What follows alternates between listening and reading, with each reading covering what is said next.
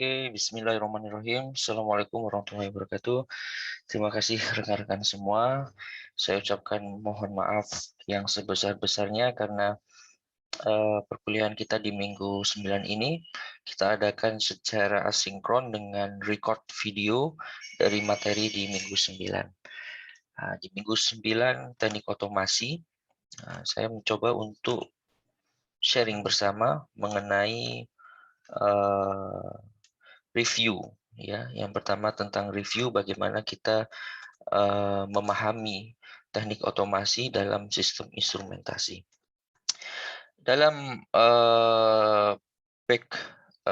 breakdown ya teknik otomasi di minggu 9 ini, saya mencoba untuk menyampaikan bagaimana dasar desain dari sistem kontrol. Ya, yang kita tahu bahwa sistem kontrol itu ada dua jenis yang familiar dalam pengembangan ilmu kendali, yaitu sistem kontrol otomatis dan sistem kontrol otomatis. Dan sistem kontrol otomatis dan manual, Sistem kontrol otomatis itu pun juga bisa terpilah sekarang. Ada sistem kontrol otomatis yang bertajuk kontrol modern atau advanced control. Dan ada lagi predictive control. Dan ada lagi optimization control. Dan itu memang bagian dari sebuah sistem kontrol otomatis yang memanfaatkan dari berbagai data historical atau data yang telah dimiliki oleh sebuah sistem kendali yang berfungsi dengan baik.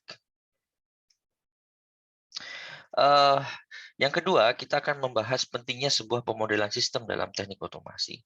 Yang ketiga, aksi dasar kontrol dan sistem otomatis di industri. Ada berbagai macam ya dasar atau aksi sistem kontrol, mulai dari sinyal penyulutnya hingga aktuator yang digunakan, mulai dari elektrik, hidrolik, pneumatik, dan lain sebagainya, ataupun mekanik. Nah, kita coba untuk memahaminya. Ada lagi sebuah sistem kontrol otomatis yang terdiri dari sebuah industri yang bertajuk bertipe sequential ataupun continue. Ya, mungkin ini sudah banyak dibahas di pertemuan di sebelum ITS.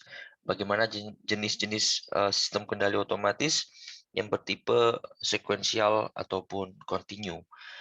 Nah, kita akan memulai dari dasar desain sistem kontrol.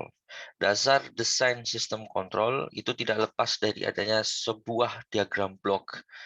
Diagram blok ya, kita tahu semua, mulai ada controller, ada aktuator, ada plan, ada sensor yang bertugas untuk memberikan feedback dari sinyal yang diambil ataupun yang diukur dalam sebuah aksi yang telah dikerjakan oleh aktuator dalam sebuah plan. Nah, diagram blok itu memang harus secara real atau di luar nalar harus dipahami betul oleh rekan-rekan di teknik instrumentasi. Mungkin baiknya sebelum kita memulai materi ya lebih lanjut, teman-teman silakan untuk melakukan absensi terlebih dahulu yang ada di barcode dalam video ini. Silakan diakses, nanti bisa di flashback atau diputar kembali untuk mendapatkan kode pada absensi. Oke.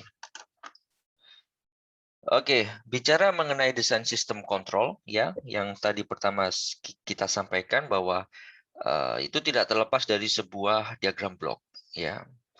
Diagram blok dasar yang telah tersaji dalam PPT ini, yaitu kita harus memahami betul bagaimana controller, aktuator, plan itu dapat bekerja sama dalam mengantisipasi adanya feedback atau sinyal ataupun kondisi yang dikirimkan oleh sensor. Ada berbagai kondisi ya di dalam plan. Ya, ada gangguan, ada disturbance ataupun obstacle. Ya, yang bisa kita simulasikan dalam atau diagram blok ini ada summering di sini, ada summing, mohon maaf, ada summing di sini. Gangguan ini bernilai positif atau plus karena ditambahkan berdasarkan dari nilai set point. Nah, diagram blok ini tidak juga lepas dari namanya variable physis. Variable physis yang masuk dalam diagram blok yaitu kita sebut sebagai set point. Set point dalam input dan output itu pasti akan sama idealnya.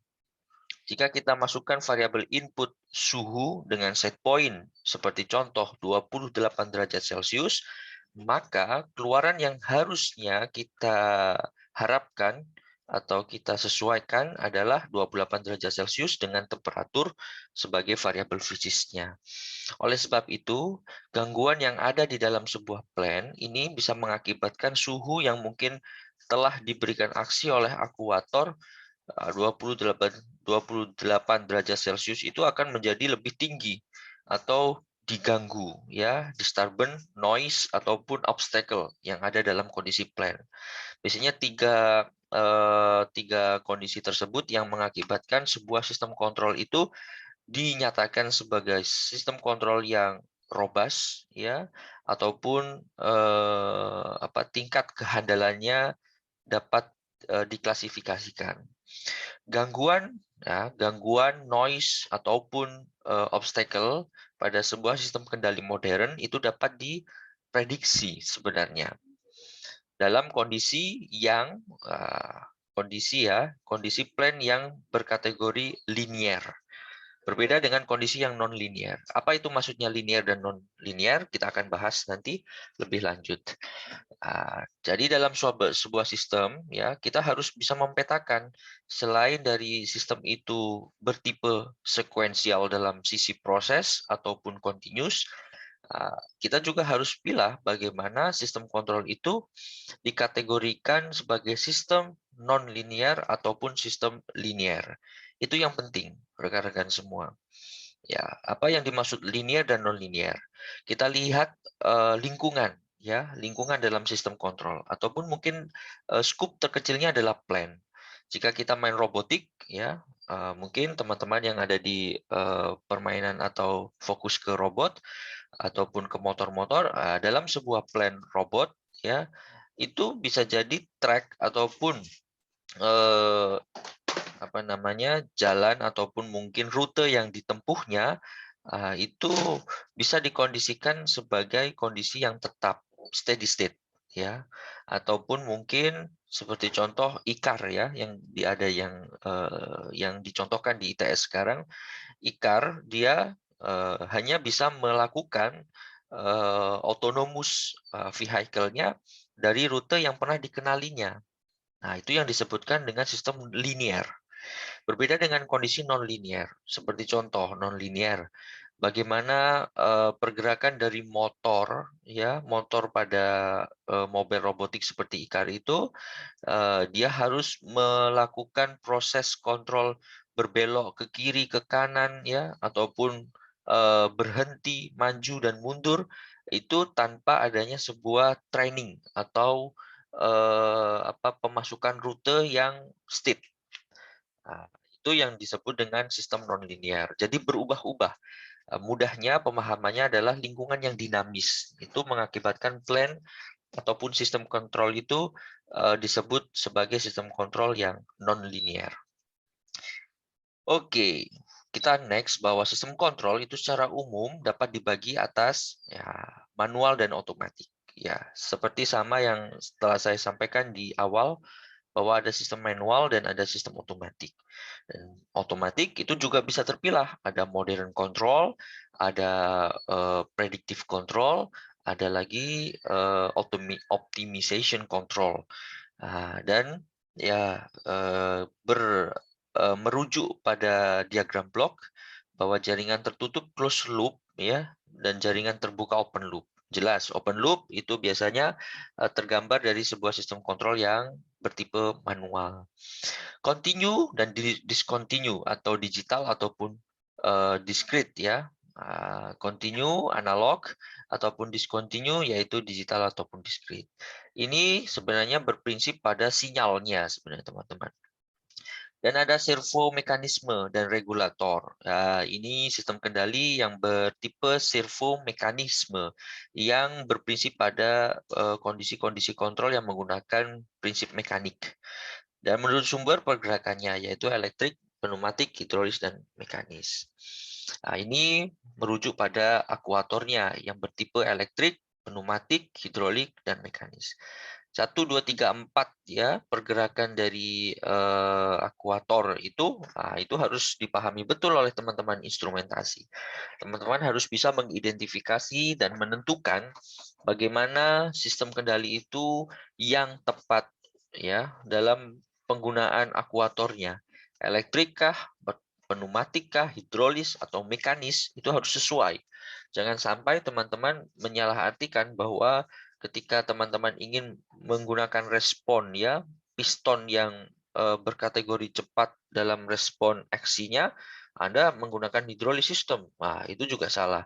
Yang harus dipahami bahwa mudahnya jika pneumatis dan hidrolis itu perbedaannya di kecepatan dan powernya atau energinya.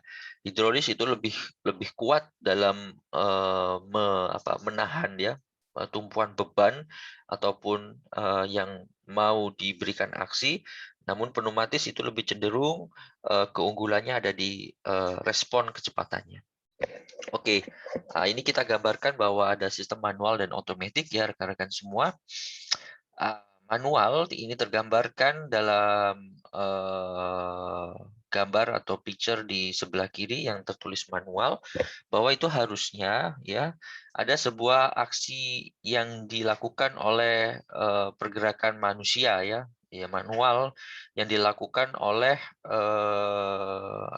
operator. Operator di sini yang dimaksud adalah human.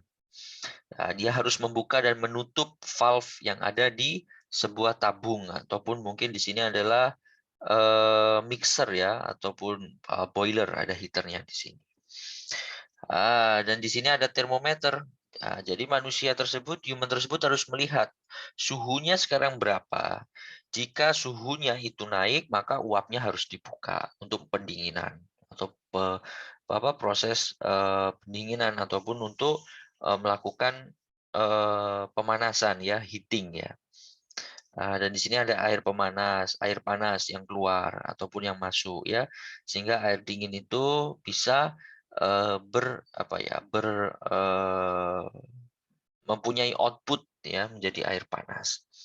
Berbeda lagi dengan otomatik, human-nya dihilangkan. Kita pakai dengan kontrol otomatis ya untuk membuka valve-nya, bisa menggunakan solenoid valve atau electrical ataupun mungkin mekanik bisa digunakan sebagai putaran dari membuka dan menutup valve-nya. Dan di sini dari proses air panas tersebut dapat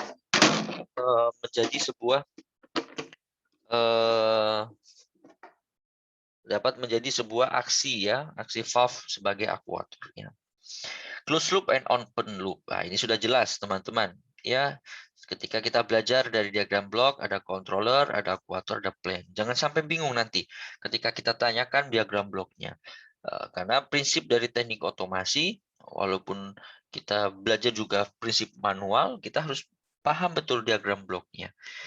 Otomatis itu tidak akan lepas dari namanya elemen ukur atau sensornya. Continue analog dan discontinue digital ataupun discrete di sini.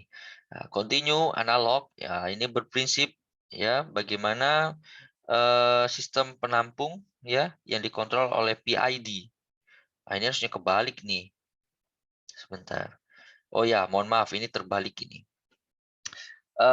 Jadi kontrol digital ataupun discrete itu sudah melakukan kondisi kontrol yang menggunakan sebuah persamaan-persamaan atau angka-angka digital ya, bisa menggunakan tuning PID ataupun lainnya.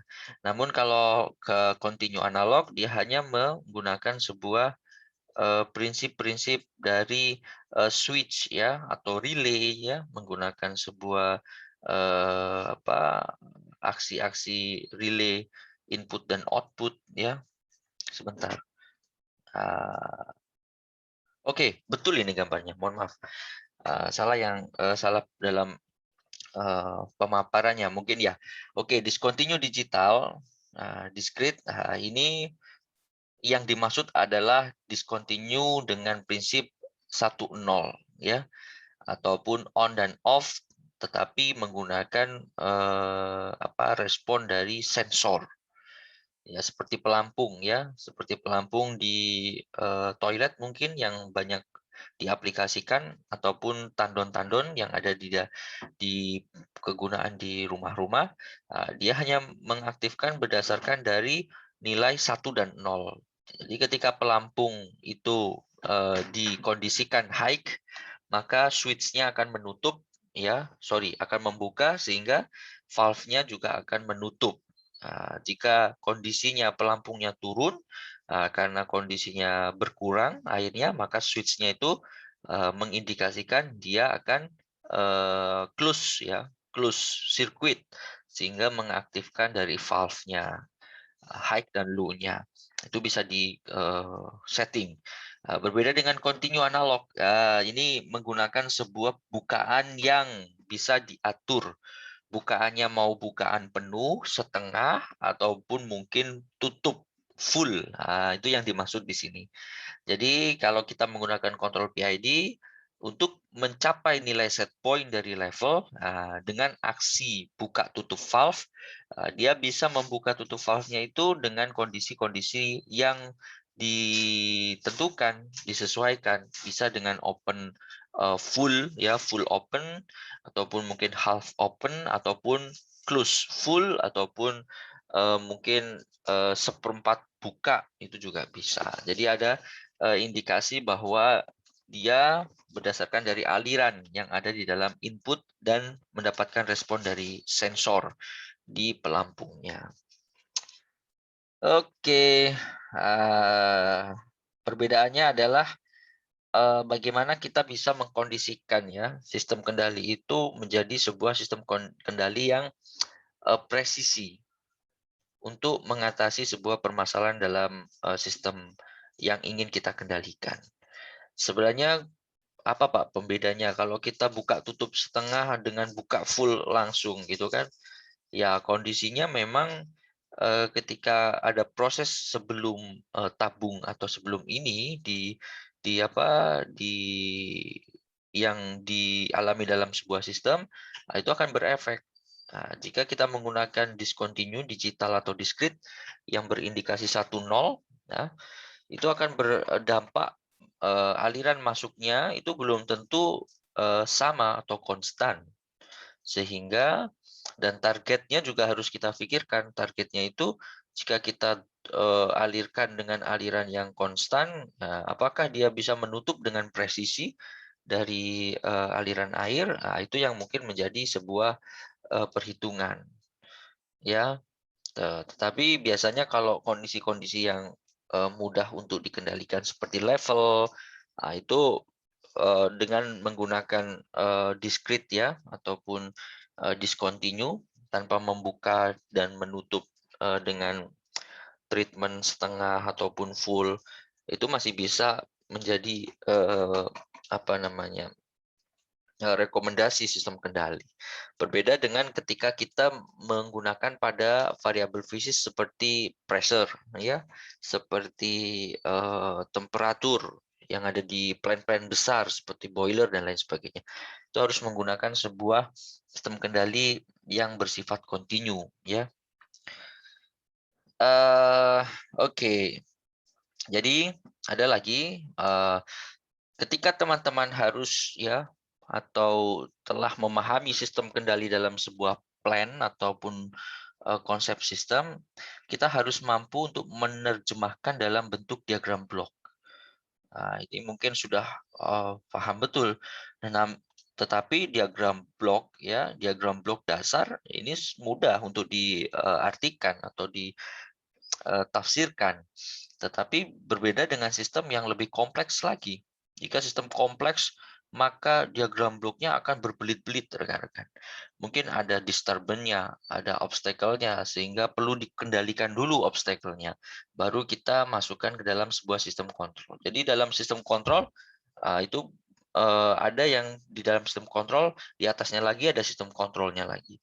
Jadi sistem kontrol untuk memprediksi sebuah obstacle ataupun disturbance, lalu dalam sistem kontrol tersebut dikendalikan lagi dalam sistem kontrol yang bersifat untuk mengendalikan secara global. Secara prinsip, Ya, rekan-rekan harus paham betul bagaimana memahami sistem di dalam sebuah permasalahan. Nah, itu dapat ditafsirkan atau dapat diartikan dalam pemaknaan diagram blok. Itu penting, rekan-rekan. Dan di sini penting lagi ada sebuah pemodelan sistem, ya. Menurut saya pemodelan sistem ini inti dari sebuah sistem kendali otomatis. Jadi dalam sebuah diagram blok yang sudah tergambar seperti dalam gambar blok pengontrolan level tinggi air ini, itu harus dimaknai atau harus dimodelkan terlebih dahulu. Maksudnya pemodelan itu ada berbagai macam metode sebenarnya dalam pemodelan. Controller itu mempunyai mempunyai model tersendiri. Ataupun plan itu mempunyai model tersendiri. Dan akuator itu juga mempunyai model sendiri. Dan jika kita sederhanakan, kontrol, akuator, dan plan itu memiliki model atau pemodelan sebuah sistem. Biasanya pemodelan sebuah sistem itu berbentuk transformasi S, ya, atau Laplace, berbentuk S. S kuadrat atau S pangkat 3 plus 2S plus 2 itu biasanya sebuah model. Dan untuk membuat sebuah model tersebut, itu diperlukan sebuah analisa dinamika sistem. Jadi dalam sebuah sistem ini harus diartikan dalam variabel fisis berapa input dan berapa output. Biasanya diistilahkan dengan transfer function. Jadi ada output plus output per input, ya. Jadi outputnya ini menggunakan apa saja sistemnya dibandingkan dengan inputnya. Jadi pemulihan sistem itu sangat-sangat penting, rekan-rekan. Kenapa gitu kan?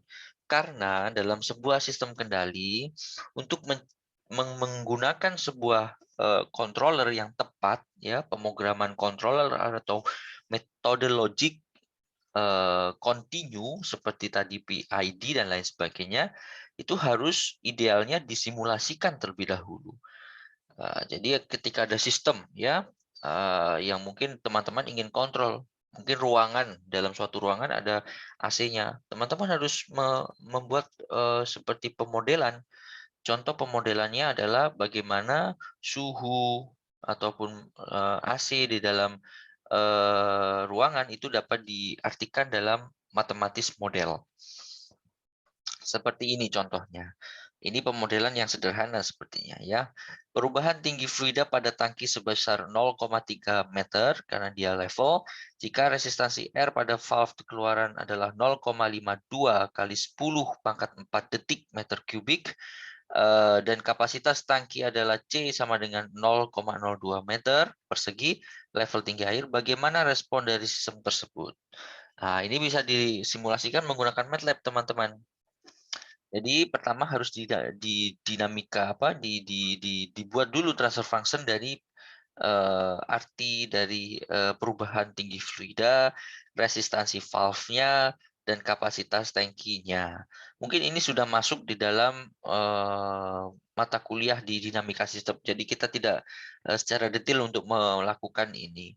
Namun kita coba berikan sharing bersama bahwa untuk melakukan pemodelan sistem itu bukan hanya menggunakan fungsi atau model matematis, ya, fisika yang diubah menjadi model matematis. Kita juga bisa memodelkan sistem menggunakan sebuah prinsip-prinsip data, yaitu menggunakan metode identifikasi sistem, menggunakan parametric modeling.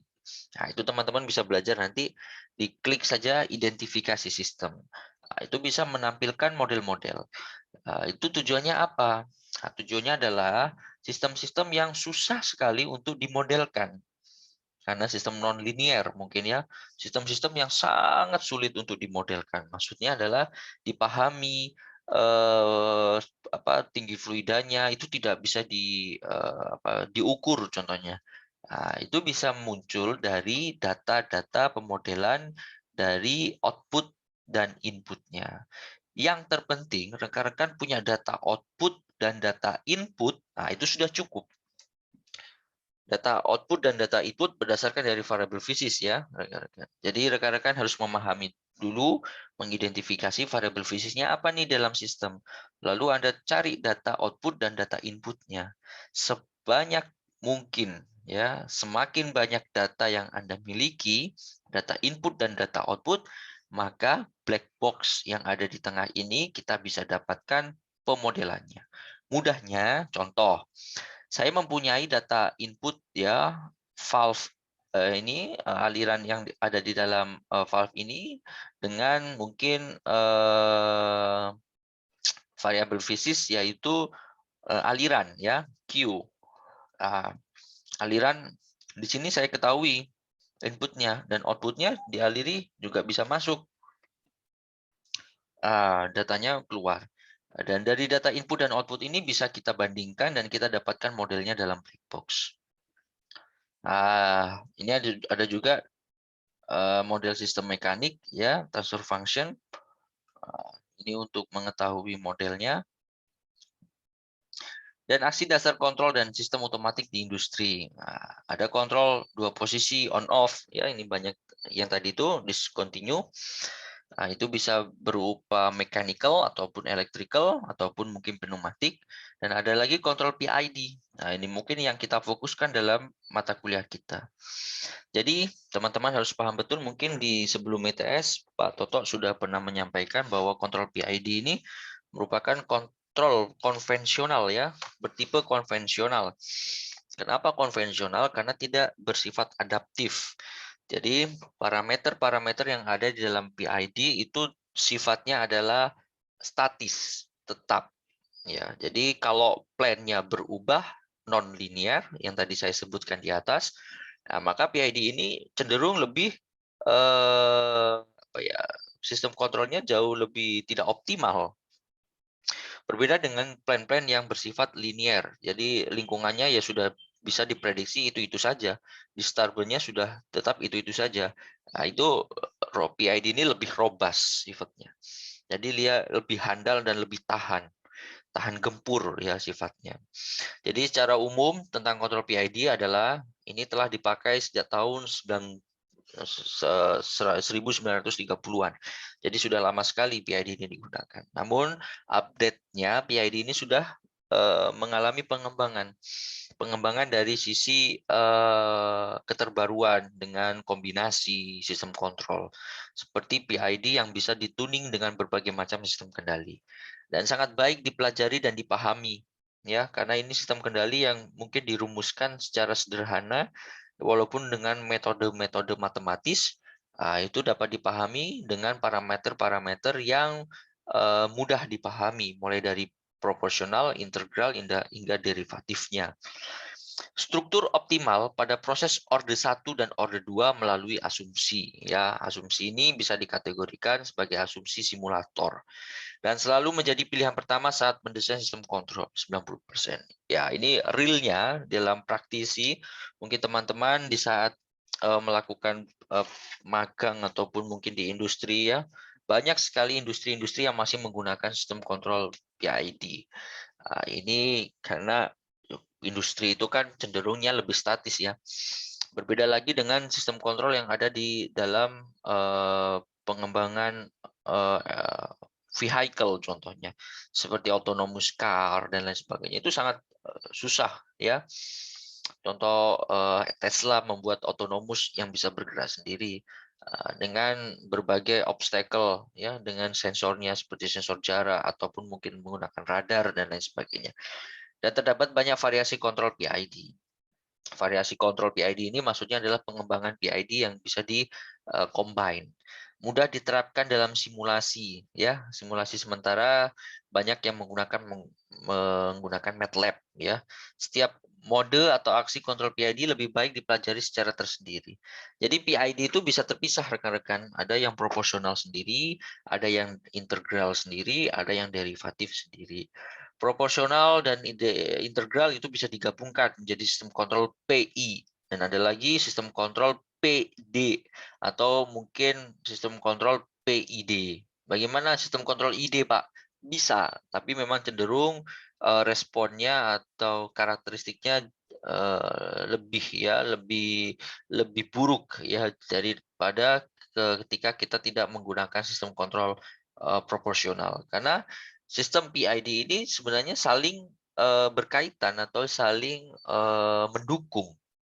Tetapi ada beberapa plan yang mungkin lebih baik atau lebih bagus menggunakan kontrol PI saja tanpa menggunakan derivatifnya.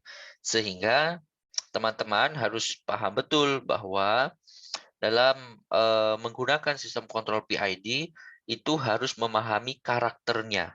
Karakter ketika kita menggunakan kontrol proporsional itu seperti apa nanti respon dinamiknya. Integral itu bagaimana karakternya, derivatif itu bagaimana karakternya, ataupun menggunakan PI dan PD bagaimana karakternya. Yang harus dipahami, mungkin teman-teman harus belajar banyak mengenai respon dinamis. Ya, jadi dalam suatu sistem kontrol yang ditafsirkan sebagai kontrol diagram blok loop tertutup, output atau responnya itu harus menampilkan sebuah grafik yang disebut dengan grafik respon dinamik. Respon dinamik itu berdasarkan dari nilai set point-nya. Nanti kita coba pelajari lebih dalam mengenai respon dinamik. Mungkin itu saja yang bisa saya sampaikan. Saya sebenarnya ingin menyampaikan atau sharing bersama mengenai training ya. Cuman mungkin terlambat dalam publish-nya sehingga pendaftarannya ditutup. Mungkin next time kita akan coba belajar bareng mengenai controller ya, jenis controller seperti PLC yang banyak digunakan di industri untuk dilakukan sebuah case-case permasalahan seperti mengirimkan data, serial to TCP dan lain sebagainya. Mungkin itu saja yang bisa saya sampaikan. Saya ucapkan terima kasih banyak teman-teman telah melihat atau belajar banyak tentang kontrol teknik otomasi dalam video ini. Saya harap rekan-rekan dapat menyimak video ini dengan full ya, walaupun nanti ada materi-materi yang saya lanjutkan di minggu depan. Sehingga mungkin saya sampaikan bahwa kontrak ya perkuliahan kita tetap kita akan melaksanakan full menggunakan praktikum. Saya coba untuk pendekatan menggunakan praktikum.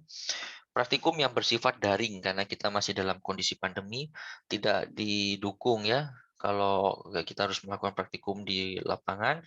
Tetapi nanti kalau update atau kondisinya juga bisa memungkinkan untuk secara luring, kita coba lakukan.